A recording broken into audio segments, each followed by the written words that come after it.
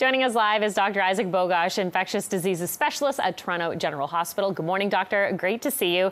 Since we had you on last, the U.S. Centers for Disease Control has warned of the increased risk of dengue fever infection. So maybe we could start with a bit of an education, a background on here on what dengue fever is and how it's transmitted.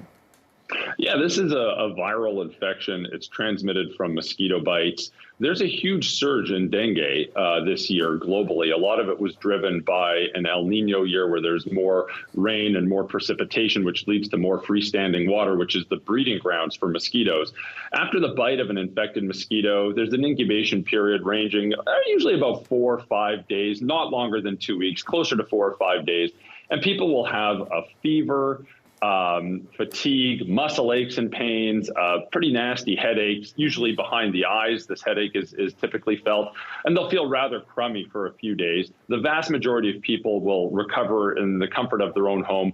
Some people might need to seek medical care in an urgent care center, an emergency department, but it's a pretty nasty illness. It's much more common in places like Latin America and the Caribbean, in South Asia, and Southeast Asia and in African settings, but it is creeping beyond its traditional boundaries as we see mosquitoes and other insects spread around the world through climate change. You mentioned some of the symptoms. I mean, they're somewhat common, right? You mentioned, the fever, maybe not feeling so great. The headache behind the eyes is somewhat interesting. How could somebody know, though, if perhaps this is dengue fever? What would maybe suggest that?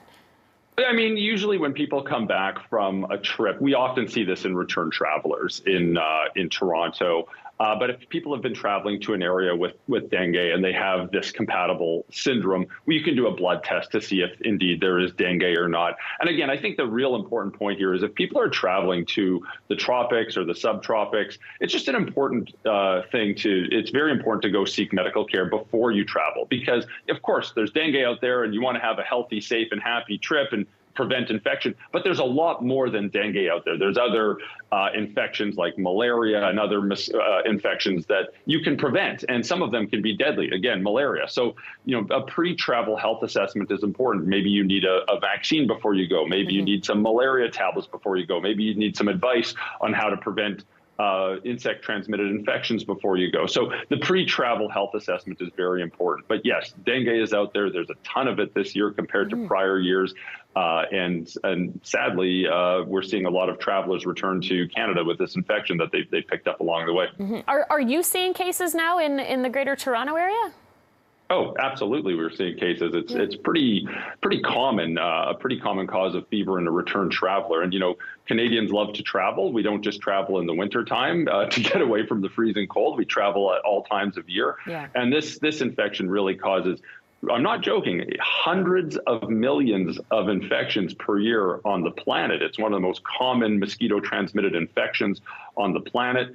And again, it's preventable. And when you're traveling to areas with dengue or other mosquito-transmitted infections, you put on bug spray. That's 30% DEET or 20% icardin. You can buy those mosquito repellents all over Canada. They're readily available. They work well. They usually last for about 4 hours. Of course, if you're jumping in a pool or the ocean or a lake and you come out, you've got to reapply it. Or if you're sweating, you've got to reapply it. But they usually last for about 4 hours. And they're very effective, but they're not perfect. One other point is the mosquitoes that transmit dengue primarily bite during the day. They're very active at dawn and dusk and the daytime in between. Whereas other mosquitoes that, for example, transmit malaria are more active at nighttime. And a good reminder, have those conversations with your doctor before traveling so you can get that education and maybe, some vaccines to consider ahead of that as well. Dr. Bogoch, thank you for your time this morning, sir. We certainly appreciate it. My pleasure.